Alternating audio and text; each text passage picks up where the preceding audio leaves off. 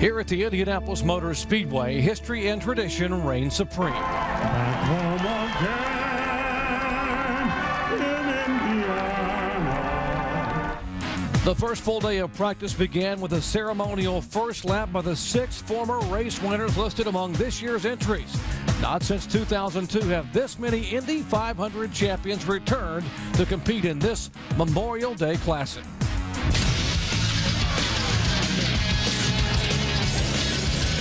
Welcome to Sports Center, presented by Weber Grills at the Indianapolis 500.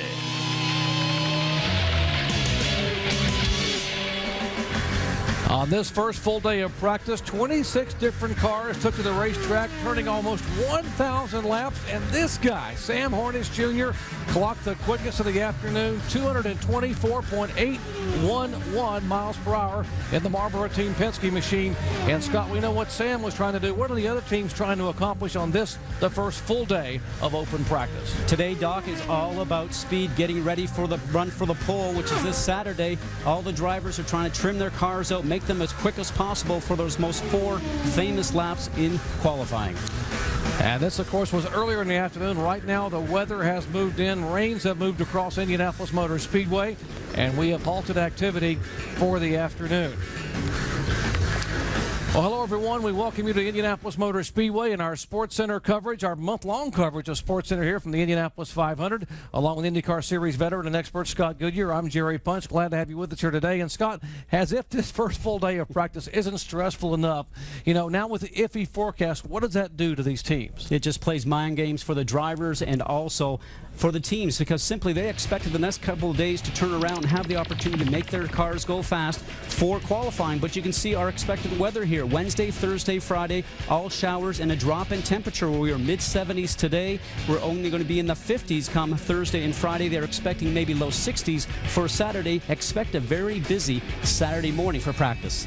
Well, the defending winner of this race, Dan Wheldon, is back on the track today, although now flying the colors of Target Chip Ganassi Racing. Now, he still has to be flooded with all those memories of what happened here exactly 1 year ago. What do you think is going through Dan Wheldon's mind here today? Absolutely. Just repeating this event. You know, he's with a new team, as you mentioned. He wants to come back and show that it wasn't a fluke, and he didn't actually just win this race because he was with the powerhouse team of Andretti Green Racing. He says, one of my reasons for changing teams is to come and show everybody that I can drive this car and actually win races in another team, which he's already done once so far this year. Well, earlier today, we caught up with Dan and asked him about his preparations this year to defend his Indy 500 title. Typically, the test in April is all about achieving a balance so that when you start the month, you've got a, I wouldn't say a perfected baseline, but you've got a good baseline to refer to, because with the changing conditions and stuff like that you have at Indianapolis, it's always good to have that. And you know, right now I think our car is very, very fast. Our balance is not what I would like it to be right now, but I think, probably the best engineer in this garage area for a car around Indianapolis, or for that matter, at any track. Well, without a doubt, Dan's performance here a year ago was extremely impressive. And Scott, as he returns this year, is being a defending race champion a winner, a blessing or a curse in terms of his efforts to defend that title and win it 2 years in a row? I think it's a blessing simply from the fact because he won last year, he certainly has the confidence and he knows what the car needs, not only for qualifying but also for the race. Track condition changes, the fuel load changes. He understands what the car needs to go fast over 500 miles, which is the key to winning this race. Well, Dan Wheldon may have won the race, but it was Danica Patrick who stole the headlines and the hearts of race fans everywhere with her performance here at Indy a year ago. Now, how much will last year's success help Danica in terms of getting up to speed quickly this year? I think it's great for her because she has the experience there again on the racetrack, but I think one of the things that's happening right now is that she's turning around and she's having a lot of demands on her time. As we see here last year, she was very comfortable in the car. She knows how to go fast, but she has to manage her time throughout the month of May so she can focus that job at hand, and that is going fast in the race car. Danica seems so much more relaxed than a year ago. All the confidence and comfort, and in fact, she's got another years of experience under her belt. But why aren't we seeing the speed yet out of her and that team? Well, 21st today, and you know something? I think it goes back to what I just mentioned before. A book tour, the demands on her time from the media and the fans. She has so many things going on in her life right now. She is going to have to turn around and make sure she can take some time for herself to focus on getting inside this race car and making sure that she can drive the the thing fast, not only for 4 laps in qualifying, but prepare for the 500 miles for the Indy. The comfort level she has here. We talked, I mean, last year she was absolutely swarmed by the media and the fans here. She seems to be so relaxed and just taking everything in. Is that a good omen for her and maybe this team, that she's really got her feet on the ground and is going to be a major contender even for pole day? I think she can be a major contender, but you know something? It's the man on the time that is so difficult, and that's what we're talking about right now. She has to be able to come here and prove that last year wasn't a fluke, and I think the second year is going to be tougher for her to sort of even match what she did last year. Well, speaking of major contenders, last year Danica's teammate Buddy Rice was not allowed to defend his Indy 500 crown due to an injury sustained during the first week of practice here. And Scott, what's the mindset of Buddy Rice as he finally gets to return to the track where he won his biggest victory? Boy, did he have disappointment last year when he was not able to drive. But you know, as he said yesterday, a couple of weeks after Indy, I went to Texas and I was ready to go racing, and he certainly proved that he was able to do that. You see how hard this impact was last year. Took him out for the whole month of May. He was not able to defend Doc, as you mentioned. He is ready to go this year. He's got the bit between his teeth, and he knows it. He has the team behind him with Ray Hall Letterman. He is ready to get the job done. Buddy Rice is focused. Look out, folks, for Buddy Rice to be a major factor this year. Now, still ahead on SportsCenter from the Indianapolis 500. Team Penske has won 2 of the first 3 events this year. Is this the year Elio Castroneves becomes a 3-time Indy winner, or will this be the year when Sam Hornish finally puts an end to those Indy struggles?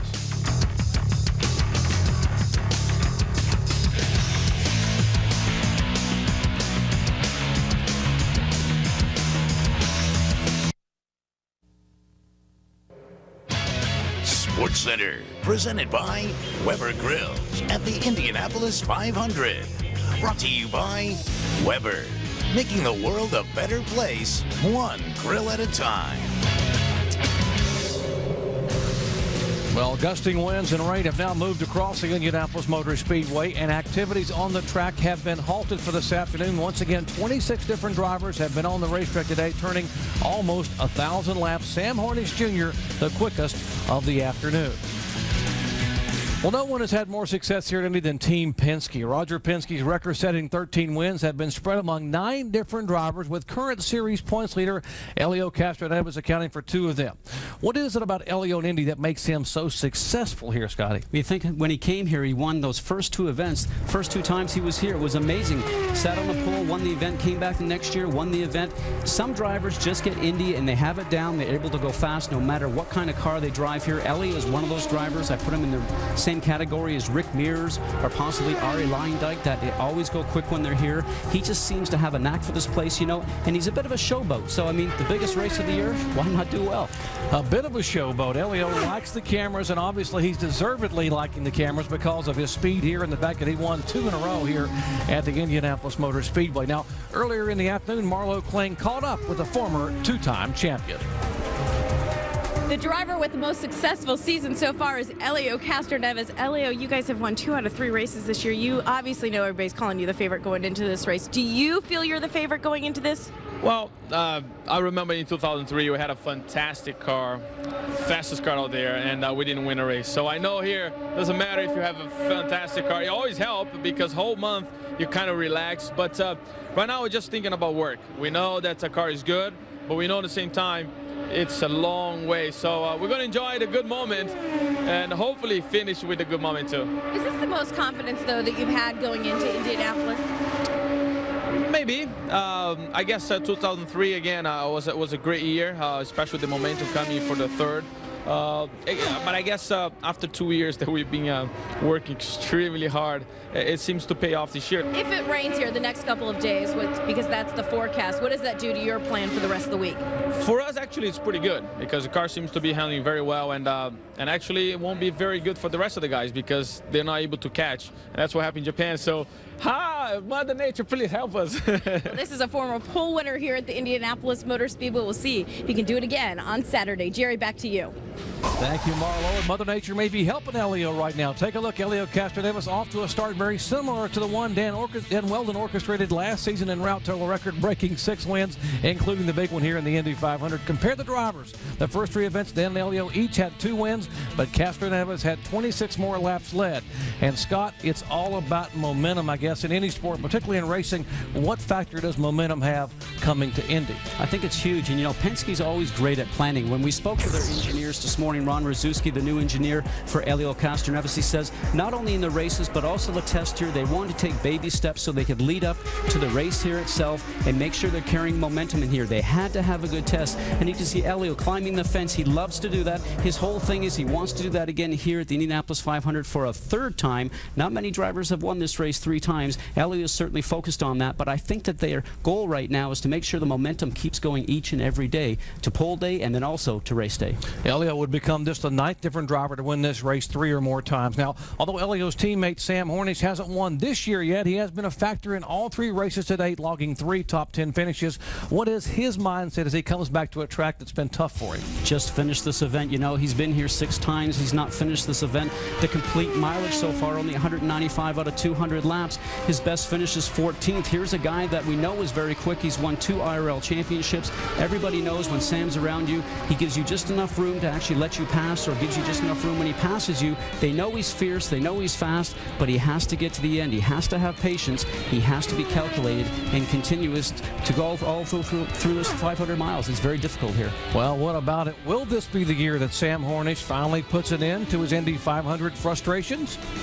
I think it could be, because he is focused now on the sense of getting to the end. I spoke to him just a couple of races ago, and he said, you know, the whole goal not only is winning the races, but winning the championship. Here's Sam's thoughts on that. I think it's my best shot, not only because I have Roger, because I have Honda, but because I have more experience. You know, each year you learn a little bit more. I think I'm getting up there with the experience. I know that I'll never know everything that you need to know because it's a continual learning process. I need the luck part to come along. It's really an enigma here, Scott, because this guy is the winningest driver in IRL IndyCar Series history. No one's won as many races as he has, and yet he has not had a top 10 finish here. Why is he having so much bad luck at the biggest race on the series? You know, because this race puts a lot of pressure on you. There's certainly races that you can go to that are very large on our series or anywhere in the world. You can even think about Le Mans. But you look at the situation here, just dipping below the white line when he had a great race car that particular year and just squeezes through. People are going through, hitting the wall just to avoid him. He causes this accident, continues on for the day, but you know something? You have to have an incident-free day if you're going to win here at Indianapolis, and I think it's just the pressure of wanting to do well here and win the Indianapolis 500. We should mention he did lead the most laps here a year ago, leading 6 times for 77 total laps here at the Speedway. Now, let's get everyone up to speed on what's going on with Andretti Green Racing, starting with the team owner and now driver, Michael Andretti.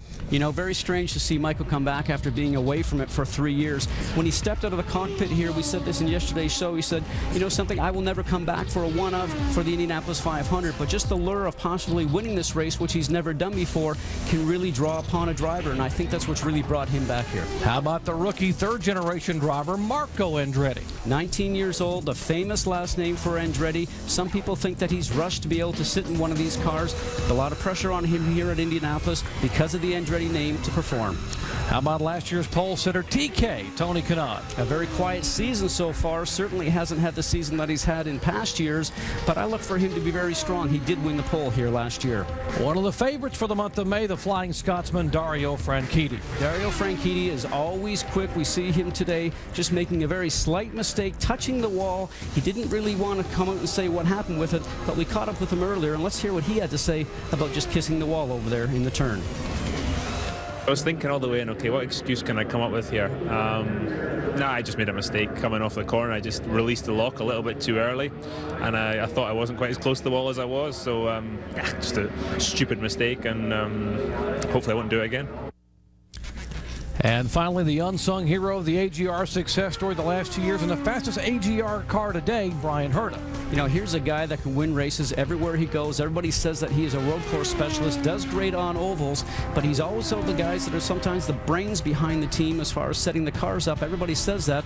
Sometimes also the leading prankster on the team for some of the other drivers, which Marco's now going to start to feel for a little bit. Well, still ahead, did you ever wonder where some of the drivers stay during the month of May? When we return, 1996 champ Buddy Lazier shows us his home away from home when he's not out on the racetrack. And here at Indianapolis, the rains have moved in and some of the winds have moved in. The forecast not pretty good the next 2 or 3 days. Showers over the track, but it should be clear for pole qualifying on Saturday and Sunday. Back with more SportsCenter Live at the Indianapolis 500 in just a moment.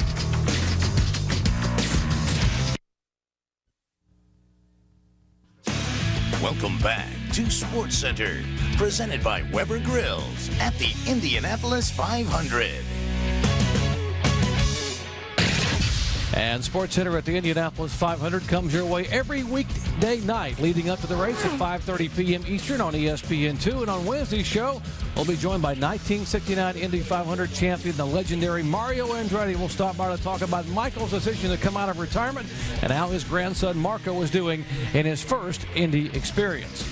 Well, Scott, let's run down some of the former winners who are back at Indy, starting with Eddie Cheever. Your thoughts on Eddie coming back at the age of 48? Probably very surprised, because he'll be one of the oldest drivers in this field. He won this race in 1998. He's also a team owner driver, which I think makes it very difficult to be able to compete here at a high level. He's been out of the car for a little while, and a lot of people question whether or not he'll be able to get up to the top speed to be able to lead this field again. I think it's going to be a tough month of May for Eddie. How about two-time winner Elio Jr. also back at Indy? How did he look today?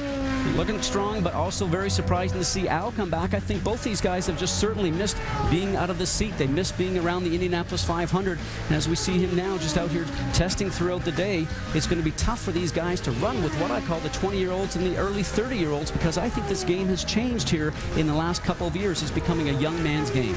Little Al's teammate for the month of May is the 96 champion, Buddy Lazier. What can we expect from Buddy in that Dreyer and Ryan Bowl car this year? A very tough competitor. We saw him win here in 1996 after just fracturing his back just a few weeks before.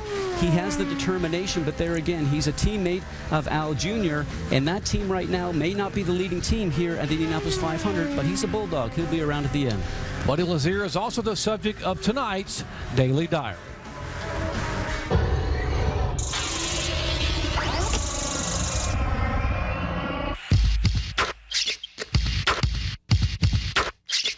Hi, I'm Buddy Lazier, IndyCar driver number 5. Today's move-in day. You know what? This is the advantage to having a team owner that owns a car dealership. Dealer. Probably won't get me out any tickets, though.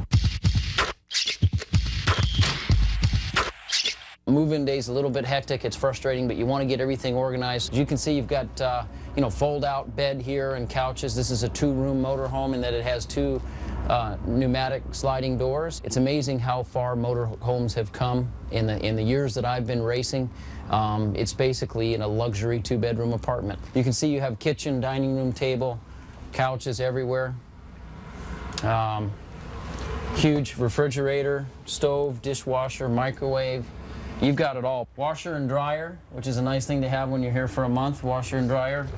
Again, lots and lots of closets, and the rear bathroom, obviously a very large shower. Just about everybody utilizes the motorhome industry to make their life a little bit simpler and to be a little more on time, because you don't have to worry about fighting traffic getting into the racetrack on race day.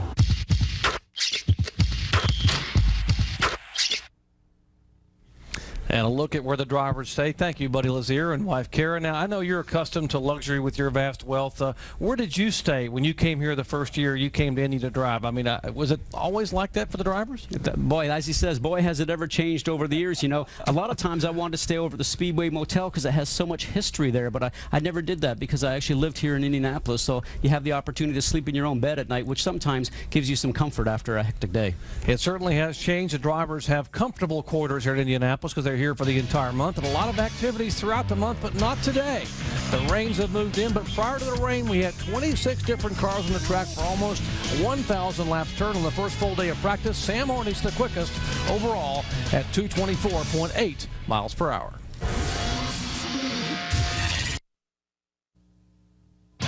SportsCenter, presented by Weber Grills at the Indianapolis 500.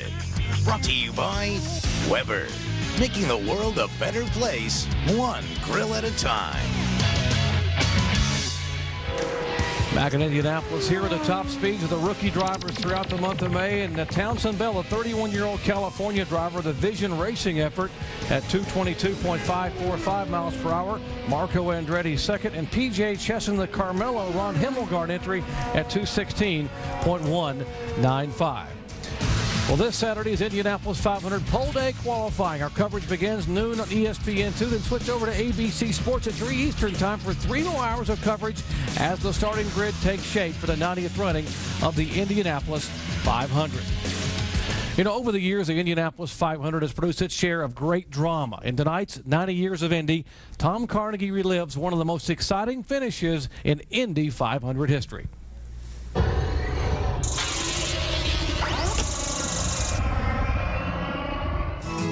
Through 199 laps of the 1982 Indianapolis 500, Gordon Johncock and Rick Mears were in a dead heat. Johncock took the outside line on the final lap, and a close finish between the two was inevitable. Johncock off the fourth turn. Mears is right behind him. Johncock, Mears makes a try. Johncock wins it by less than 1/10 of a second. Great moments in Indy 500 history. And Scott, you were involved in one of the greatest of all times. 10 years later in 1992, the closest finish in Indy history, 43 hundredths of a second, and Al Unser Jr. beat you to the line for the win. How often do you look back and wonder, what if? You know, I was such a rookie at that point in time. It was only my third time here at Indianapolis. Now, Junior had been here since 1983.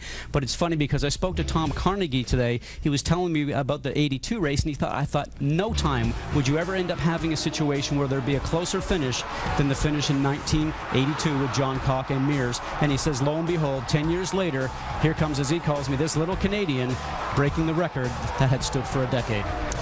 And a great moment. I happened to be here doing that race on ABC, and that's when Little Al said, you just don't know what Indy means in Victory Lane. Well, we have a lot more coverage to come your way, and tomorrow, Scott, we talk about some things coming our way, including Mario Andretti. But before we leave you today, what has impressed you more in the opening day of practice? I think it has to be the 6 cars, or and all the Penske cars in the top 6 here. Their T cars and their race cars right now are very impressive to me because they are all in the top 6. They went out there with their T cars, turned around, and came back and put the engines into their primary cars, and all of them are in the top 6. That's very impressive. What about the biggest surprise here today for you? Probably Townsend Bell running up in, I think, the 10th spot, and then also Jeff Simmons with the ethanol ride now being in 13th. I think both of those are very impressive. Is there a big disappointment for day one of open practice? Well, probably you would have to look at it, I think, for all of us, probably Danica Patrick being in 21st. You know, I'm sure that she's not very happy with it, and tomorrow's going to have to be a new day for her because she wants to do very well. Well, let me just say this, all you Danica Patrick fans, don't give up, folks. There's a long month of May here, and I've got to believe that she and her teammate Buddy Rice have a lot to say about who's going to be on the pole here before we run pole qualifying on Saturday. Now, once again, we'll be back Wednesday night, 5:30 p.m. Eastern time for IndyCar Series practice. Mario Andretti will join us right here on the set as we count down toward the greatest spectacle in racing, the 90th running of the Indianapolis 500. And once again, Sam Hornish, quickest on the afternoon. The rain's moved in, but 26 cars on the racetrack. Hornish clocked in at 224.811 miles per hour. So Marlboro Team Penske leads the way on the very first day. How appropriate here at the Indianapolis Motor Speedway. So long, everyone.